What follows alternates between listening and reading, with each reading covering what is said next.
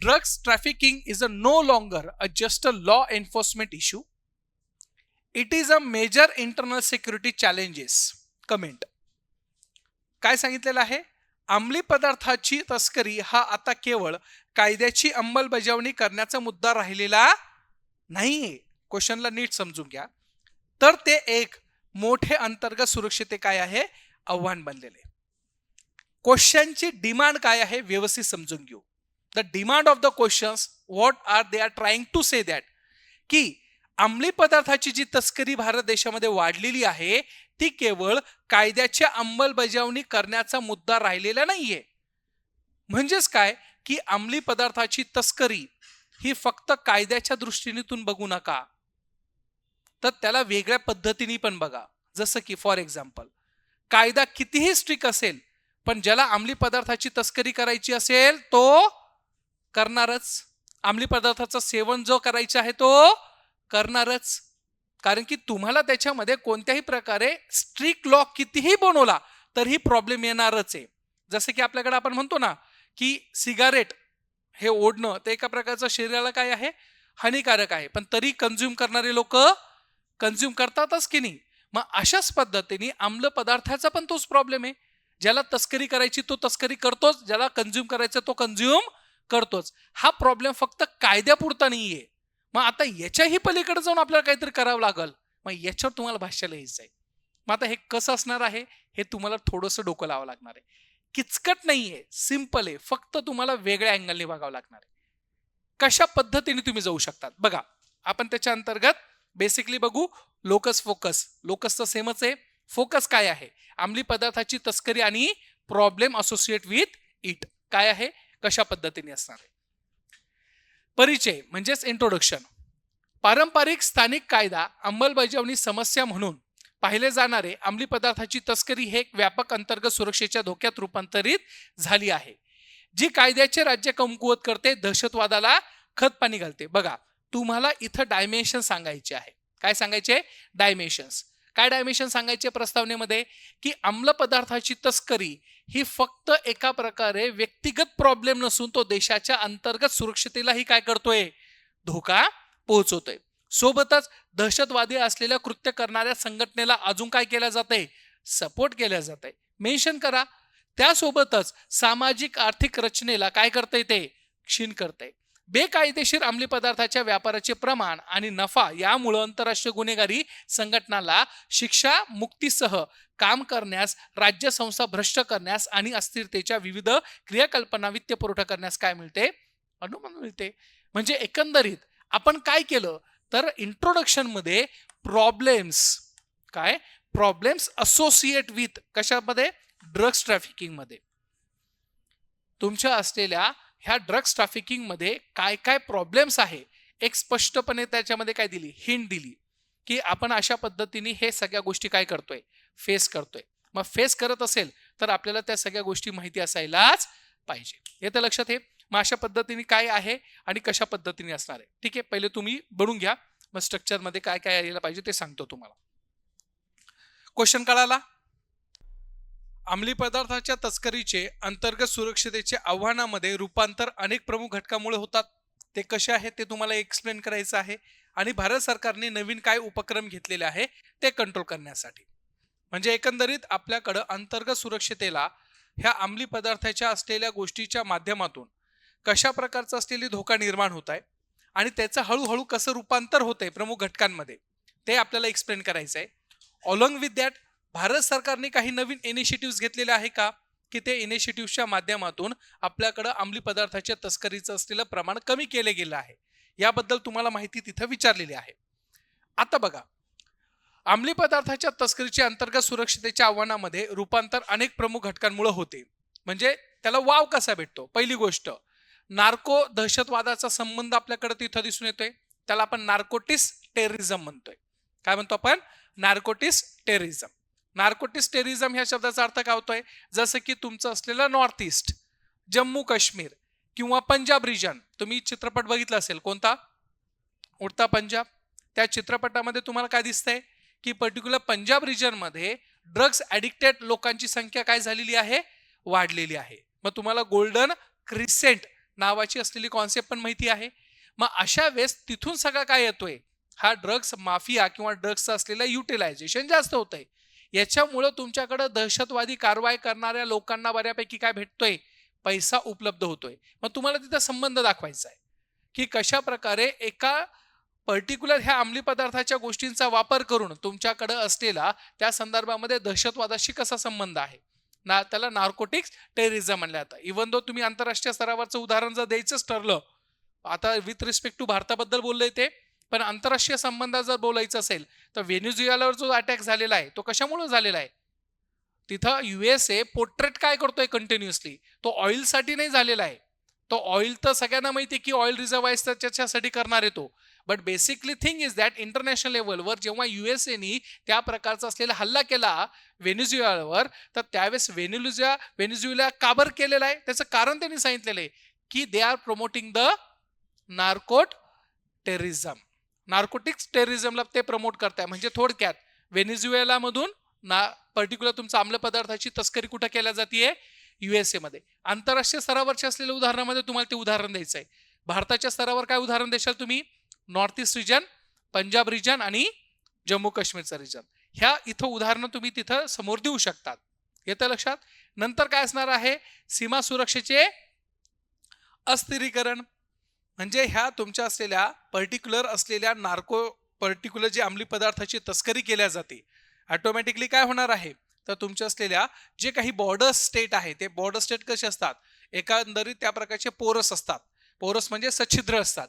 आणि त्या सच्छिद्रपणामुळे काय केला जातोय, ह्या गोष्टींचा जास्त वापर तिथं केला जातोय. मग हे मेन्शन करायचं तिथं की तुमचे बॉर्डर स्टेट हे काय होत आहे, अस्थिर स्वरूपाच्या बाबतीमध्ये फेस करताना दिसून येत आहे. They are totally getting the instability within the particular that regions. Manipur घ्या, त्याच्यानंतर तुमचा नागालँड घ्या, अरुणाचल प्रदेशमध्ये हायेस्ट ड्रग्स स्मगलर्स सापडलेले, हायेस्ट ड्रग्स स्मगलर्स. मग तुम्ही हे जेव्हा ऑब्झर्व करता तर त्यावेळेस तुम्हाला ह्या सगळ्या गोष्टी तिथं दिसून येणार आहे. समजतंय का हे? त्याच्यानंतर काय आहे, सामाजिक आर्थिक परिणाम होतोय आणि कशाला वाव भेटतोय, कट्टरतावादाला. मग अशा वेळेस सामाजिक अस्थिरता होते. मणिपूरमध्ये जो प्रॉब्लेम झालाय मैतेई आणि कुकी समाज, तर त्याच्यामध्येही मोस्ट ऑफ द हे पर्टिक्युलर जे अंमली पदार्थाची तस्करी करणारे जो ग्रुप आहे तो थोडा जास्त काय आहे, ऍक्टिव्ह झालेले होते. नागा कम्युनिटीमध्ये ह्या गोष्टी लोकांचा जास्त वापर केला जातोय. मग हे जेव्हा आपण बघतो तर त्यावेळेस आपल्या लक्षात येत आहे की याचा असलेला वापर हा अतिरेक स्वरूपामध्ये होतोय. इव्हन दो तुमचं असलेला पंजाबमध्ये खलिस्तान मुवमेंट, बरोबर आहे, 1985 पासून तुमच्या पंजाब रिजनमध्ये खलिस्तान मुवमेंट चालू आहे. तर खलिस्तान लोकांना पण तिथं ह्या प्रकारची फूस लावण्यासाठी कशाचा वापर केला जातोय, अंमली पदार्थांचा वापर केला जातोय. तुम्ही उदाहरणामध्ये टाकू शकतात, कट्टरतावाद पसरवण्यासाठी ह्या गोष्टीचा काय केला जाणार आहे, वापर केला जाणार आहे. दुसरं, भ्रष्टाचार आणि प्रशासनाची कशासाठी, मोडतोड करण्यासाठी त्याचा वापर केला जातोय. कारण की क्वेश्चनची डिमांड आहे ना की अंमली पदार्थाचा असलेला प्रॉब्लेम हा फक्त कायद्यापुरता राहिलेला नाहीये, तर इतर गोष्टींनाही आपल्याकडे बघावं लागणार आहे. कारण की अंमली पदार्थाचे एवढे प्रॉब्लेम्स क्रिएट करू शकतं. प्रशासनामध्ये पण काय वाढू शकतं, भ्रष्टाचार. म्हणजे तुम्हाला जस्ट एक्झाम्पल म्हणून मी तुम्हाला सांगतोय, फॅमिली मॅन 3 बघितला सिरीज, त्यामध्ये पण तुम्हाला काय दिसतंय की तुम्ही म्यानमारमध्ये शिरताय तर त्याला काय खाऊ घालताय तुम्ही, पैसे. भ्रष्टाचार बोकळलेला आहे आणि त्या स्वरूपाच्या बाबतीमध्ये भयंकर स्वरूपामध्ये ह्या गोष्टी काय झालेल्या आहे, पसरत चाललेल्या आहे. मग अशा वेळेस भ्रष्टाचार असेल किंवा प्रशासनाची मोडतोड असेल, हा एक सगळ्यात मोठा प्रॉब्लेम क्रिएट झालेला आहे ड्यू टू ओव्हर तुम्ही ड्रग्स ट्रॅफिकिंग वाढत असेल तर. पंजाब रिजनमध्ये तर इतका भयंकर झालेला आहे की प्रत्येक प्रशासकीय अधिकारी याच्यामध्ये अडकत गेलेला आहे. तुम्हाला मध्यंतरी त्या प्रकारचा तो एक SP होता बघा, त्याच्या घरी किती पैसा सापडलेला आहे आणि तो सगळा रिलेटेड कशाशी होता, ड्रग माफिया सोबत होता. म्हणजे एवढी भयंकर परिस्थिती आपल्या भारतासारख्या देशामध्ये आहे. मग अशा पद्धतीने भ्रष्टाचार आणि प्रशासनाची काय आहे, मोडतोड याच्यामध्ये जाणून येते. नंतर काय, कशाला वाव भेटतो याच्यामुळं, संघटित गुन्हेगार आणि हिंसाचार.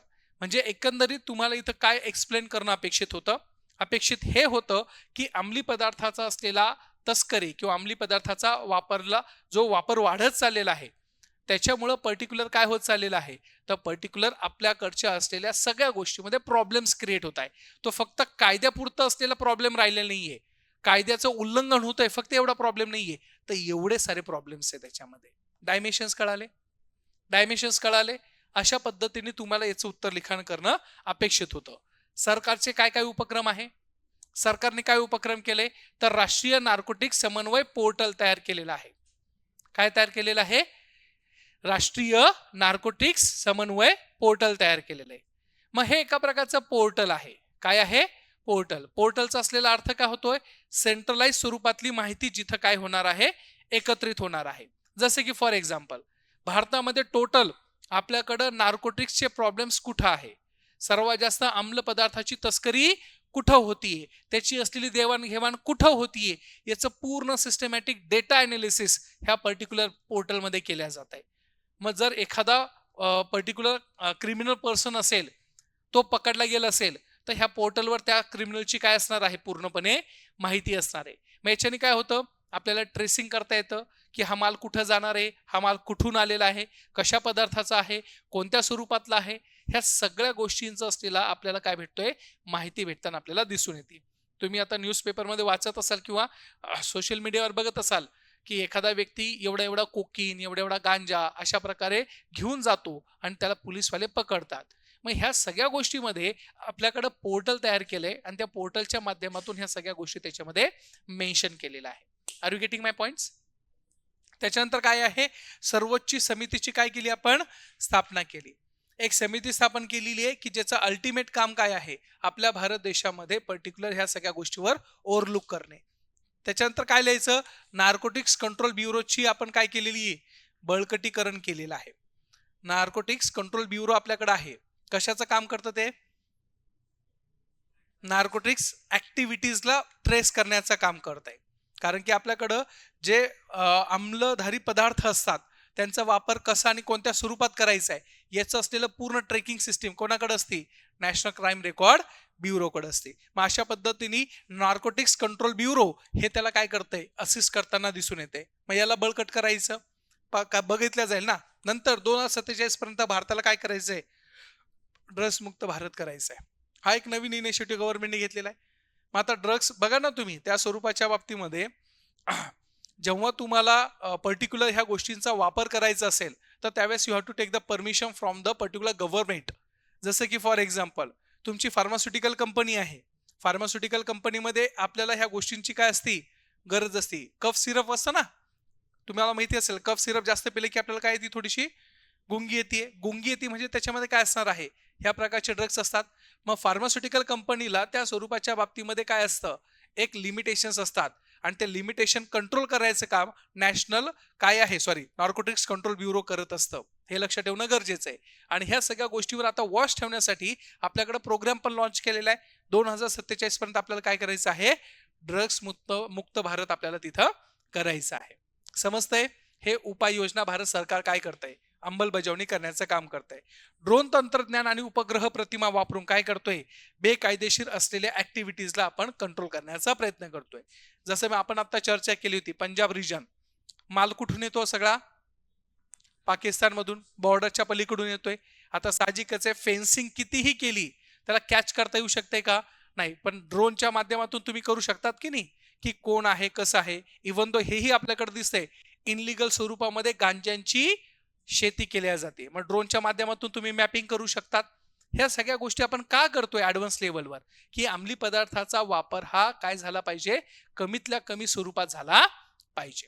त्याच्यानंतर काय आहे, जप्तीची माहिती व्यवस्थापन प्रणाली आपण तयार केलेली आहे. ज्या काही गोष्टी तुम्ही सीज करणार आहे, सीज करणं म्हणजे काय, की गव्हर्नमेंट काय करणार आहे, एखादा पर्टिक्युलर हा व्यक्ती आहे, याच्याकडे गांजा सापडला तर याच्याकडनं तो जप्त करणार, त्याच्याबद्दल संपूर्ण माहिती घेणार की कोकेन कुठून आला, गांजा कुठून आला, अशा विविध प्रकारची माहिती. ह्या सगळ्या माहितीच्या आधारे पर्टिक्युलर इनलिगल ऍक्टिव्हिटीज करणारी गँग आणि इनलिगल ऍक्टिव्हिटीज असणारे ऑर्गनाइज क्रिमिनल ऍक्टिव्हिटीज याला ट्रेस केल्या जाणार आहे. भारताने हे सगळे नवीन इनिशिएटिव्ह केलेले आहे की ज्याचा अल्टिमेट एम आहे, आपल्या भारत देशामध्ये जेवढे काही नार्कोटिक्स ऑपरेशन करणाऱ्या संस्था असतील, व्यक्ती असेल किंवा इन्स्टिट्यूशन असणार आहे, त्यांना आपल्याला ट्रेस करायचं आहे. समजते? हे तुम्हाला सगळं माहिती असणं अपेक्षित आहे किंवा सगळं माहिती लिहून घेणं अपेक्षित आहे. ठीक आहे, चलायचं पुढं. पुढचा क्वेश्चन. त्याच्या पहिले निष्कर्ष. काय निष्कर्ष देणार तुम्ही? निष्कर्षामध्ये सिंपल सांगायचं आहे की अंमली पदार्थाची तस्करी केवळ फक्त कायद्याची अंमलबजावणी करणारी समस्या नसून अंतर्गत सुरक्षेसाठी काय आहे मोठं आव्हान आहे. मग ह्या मोठ्या आव्हानामध्ये काय सांगायचं तर बेकायदेशीर अंमली पदार्थाचा व्यापार इतर गंभीर धोक्यासह सहाय्यक म्हणून काय करतोय काम करतोय.